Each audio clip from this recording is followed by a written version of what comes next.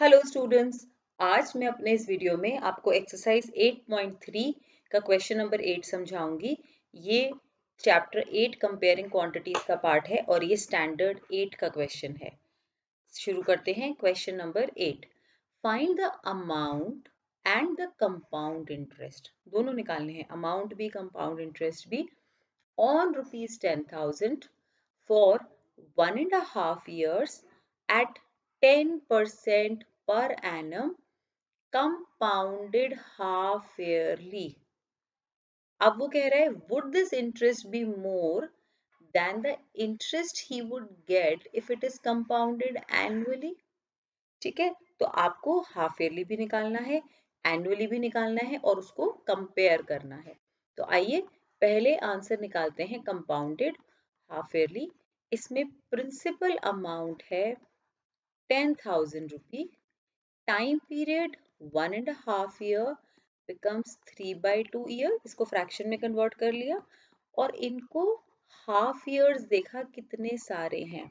So there are 3 half years और इसका rate of interest है 10% पर एनम, जो कि हो जाएगा 5% हाफ ईयरली। तो हमने यहीं पे इंटरेस्ट को रेट को हाफ कर लिया और टाइम पीरियड को डबल कर लिया। तो अब हम डायरेक्टली अपना अमाउंट का फॉर्मूला लगा सकते हैं और फिर इसको इसके अंदर सब्स्टिट्यूट कर सकते हैं। So this becomes 10,000। बस सिंपल फॉर्मूले के अंदर इसको डालना है और सॉल्व करना है। रेट आधा हो गया, ये ध्यान रखना है, टाइम पीरियड डबल हो गया है।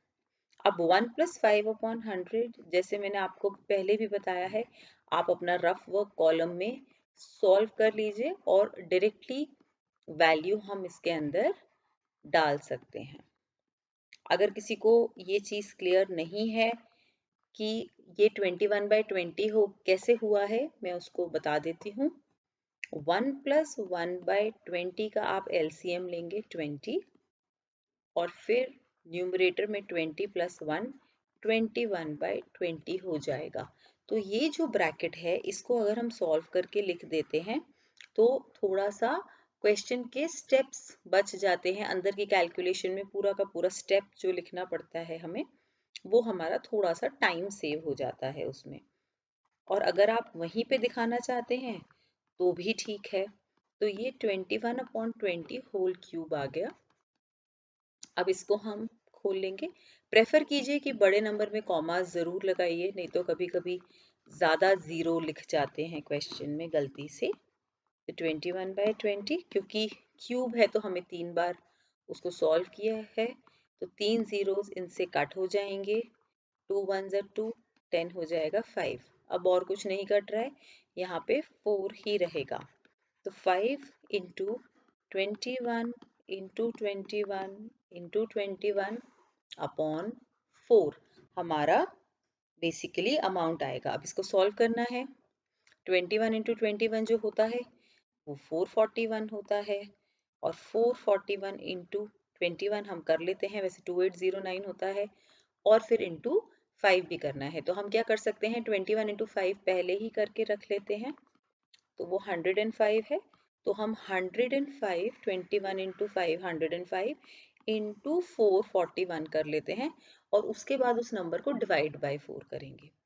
यहाँ पे मैं मेंशन करना चाहती हूँ, अगर आप डिवीजन बाय 4 नहीं करना चाहते तो आपको डिनोमिनेटर इसका 100 बनाना पड़ेगा, जो बनेगा अगर आप 25 इंटू 25 करेंगे। वो कैलकुलेशन थोड़ी सी इसमें लंबी हो जाएगी, तो हम सिंपली 5 इंटू 21 इंटू 441 अपॉन 4 करके इसका आंसर निकालने की कोशिश करते हैं। जैसे मैंने बताया 21 इंटू 5 105 हो जाएगा। अब 441 इंटू 105 हम कर लेते हैं, 5 हो गया, 5 4 ज़ा 20 और ये ऐड किया तो 22 हो गया। नेक्स्ट तो सारी लाइन 0 से मल्टीप्लाई हो रही है, उसका next line 1 4 4 1। So this becomes 5 0 3 6 4। तो हमारा आया यहाँ पे 46305 डिवाइडेड बाय 4, वो हमको डिवाइड करना ही है। इसको भी आप डिवाइड करना सीख लीजिए।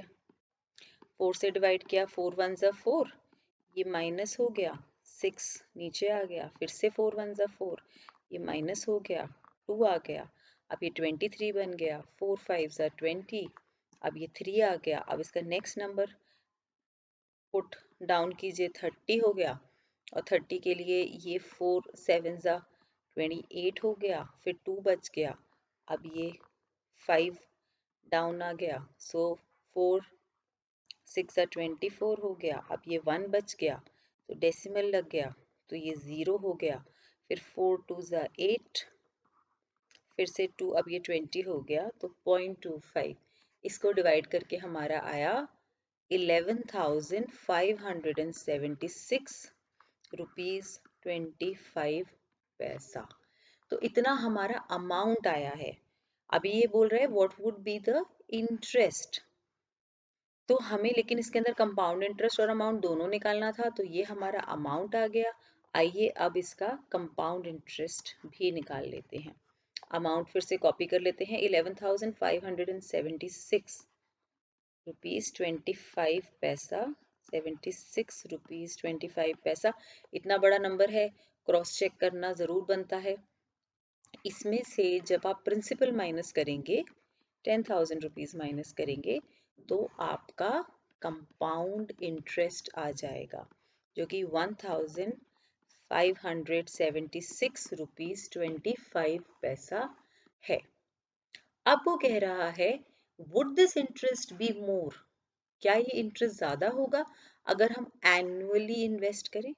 वैसे एनुअली और हाफ ईयरली जब भी होता है तो हाफ ईयरली ही ज़्यादा होता है, लेकिन देखने के लिए हमको एनुअली भी निकालना पड़ेगा। एनुअली के लिए क्योंकि टाइम पीरियड 1.5 ईयर है और टाइम हमारा फॉर्मूले में फ्रैक्शन नहीं हो सकता, तो हम इसको 1 ईयर प्लस हाफ ईयर की तरह निकालेंगे।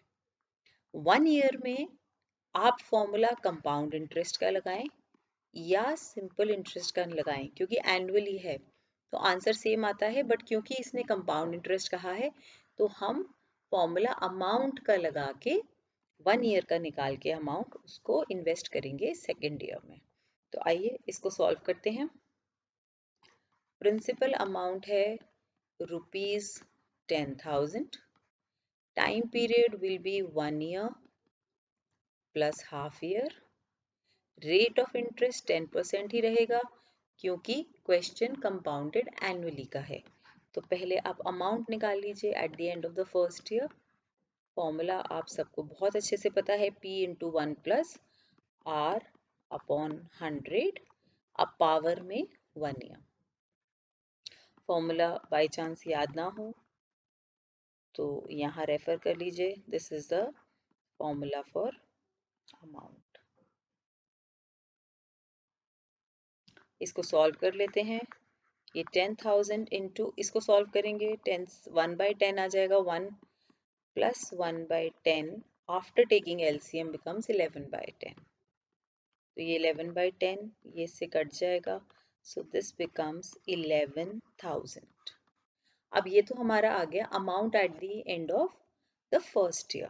Now amount at the end of the first year becomes the principal for the second year। तो हमारा ये जो 11,000 है वो आपका फॉर द हाफ ईयर आपको चाहिए, that's why this becomes the principal for the second year. अब इसके अंदर हम थ्रू सिंपल इंटरेस्ट निकाल सकते हैं। फॉर्मूला बहुत ही आसान है, P into T into R upon 100, तीनों नंबर्स को मल्टीप्लाई करना होता है। तो ये हुआ 11,000, टाइम पीरियड हाफ ईयर है और रेट हमारा 10% है। अपॉन 100 नहीं लिखना भूलिएगा, फॉर्मूले के अंदर है।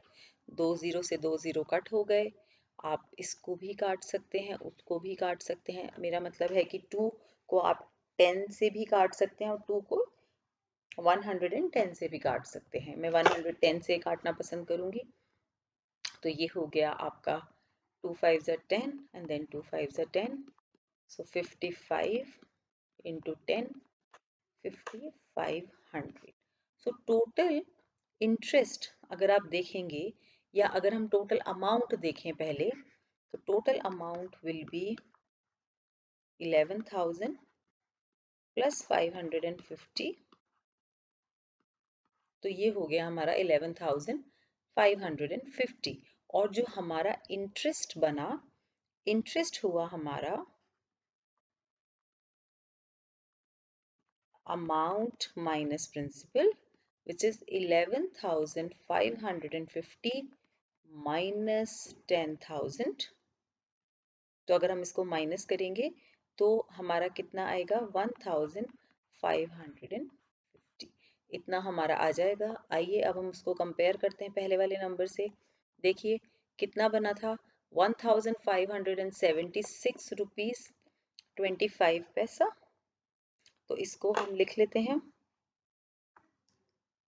जो हमारा बना है अभी वाला हमारा बना है कंपाउंडेड एनुअली में 1,550 when we have found the amount when it is compounded annually, और हमारा amount when it is compounded half yearly। लंबा सा नंबर है, उसको देख के लिखेंगे। 1,576 रुपीज 25 पैसा। अब ये कहता है would this interest be more than the interest would he get compounded annually?